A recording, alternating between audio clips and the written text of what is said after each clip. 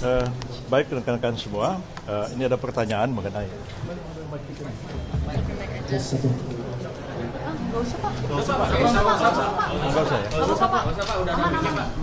baik begini, ini pertanyaan terkait dengan RUU perampasan aset ya.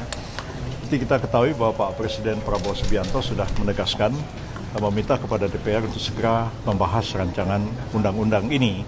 Dan seperti kita ketahui, RUU ini kan sebenarnya sudah diajukan pada masa pemerintahan Pak Jokowi pada tahun 2023 yang lalu.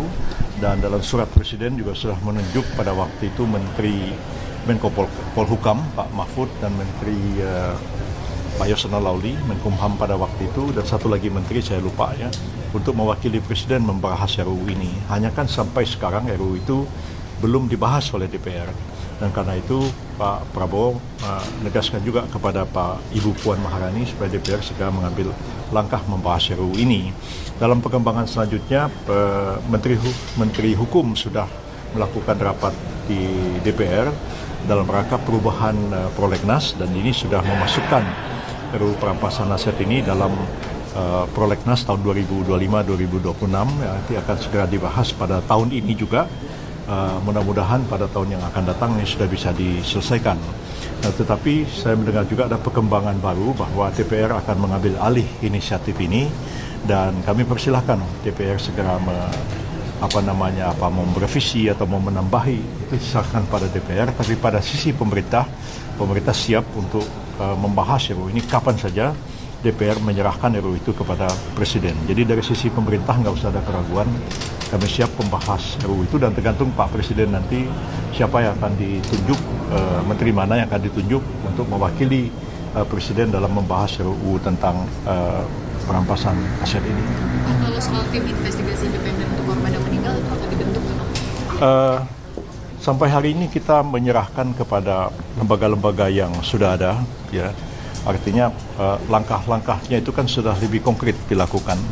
Jadi sementara ini pemerintah mendorong supaya polisi bekerja, kemudian Komnas HAM juga bekerja, lembaga-lembaga pelindungan saksi dan korban juga bekerja, dan kita memastikan di lapangan bahwa langkah-langkah hukum telah dilakukan dan on the track, sesuai dengan hukum dan sesuai dengan ketentuan HAM, bahwa Komnas mungkin punya pendapat, punya saran lain kepada pemerintah, ya kita tentu menghormati Komnas HAM sebagai satu lembaga negara independen untuk juga melakukan penyelidikan. Dan kami dengar tadi dari Ibu Ketua bahwa Komnas juga sedang melakukan penyelidikan dan belum selesai.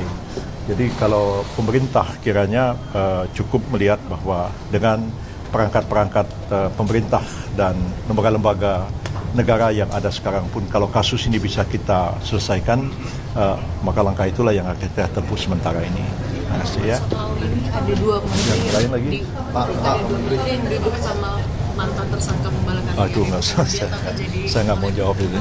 Itu cukup pengamat aja. Jangan. Kemarin Presiden sempat bilang kalau agenda kemarin itu ada makar, dugaan makar. Tersangka ada 7 orang kan yang dari Polri itu kan terkait dengan aksi demo. Nah dari pemerintah sendiri apa sudah melihat Bu Mevi ada lagi nggak sih aparat-aparat yang melakukan kekerasan terhadap masyarakat dalam demo? Karena kan beberapa juga viral kayak di Medan, mahasiswa kejam-kejam dan segala macam. Dan pemerintah sendiri sudah menemukan itu nggak? Ya, pemerintah sebenarnya melakukan hal yang sama ya terhadap 7 ini kan yang betul-betul menimbulkan korban.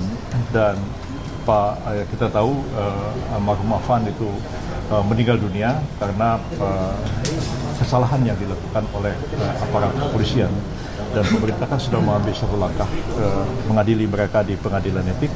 Dan seperti tadi saya tegaskan bahwa akan ada langkah lanjutan, yaitu menuntut yang bersangkutan itu ke pengadilan umum sebagai satu tindak pidana biasa, tindak pidana mungkin kena kesengajaan mengakibatkannya meninggalnya orang lain dan sebagainya. Itu tergantung pada penyidikan yang dilakukan di dalam waktu yang tidak terlalu lama. Dan hal seperti ini mungkin juga terjadi di tempat-tempat lain kan, yang kita belum tahu, tapi pemerintah penginstruksi melalui Kapolri nanti juga tentu akan meminta kepada kepolisian yang ada di daerah-daerah, ya kalau ada laporan ataupun juga kejadian-kejadian tertentu di mana aparat kepolisian melakukan satu tindakan yang tidak perlu, ya misalnya melakukan satu tindakan yang sebenarnya tidak diperlukan tindakan seperti itu, tapi diambil langkah seperti itu. Itu tentu juga akan dilakukan tindakan, terutama sendiri untuk melihat dari segi disiplin dan juga dilihat dari segi etik kalau sampai menimbulkan korban. Jadi ini tentu tidak hanya pada 7 orang ini aja, tapi yang lain-lain pun akan dilakukan hal yang sama jika sekiranya itu terjadi di daerah-daerah. Kalau untuk anak-anak yang ditahan itu Pak kan ada kemungkinan bahkan RJ ya. Tadi kan sudah dibilang sudah tersangka. Iya, anak-anak itu sudah melakukan tindak kekerasan pembakaran karena kita tahu kemarin ada pembakaran segala macam. Ya, saya tidak bisa merinci satu demi satu, tetapi anak-anak itu juga memang dilakukan penyelidikan dan penyidikan.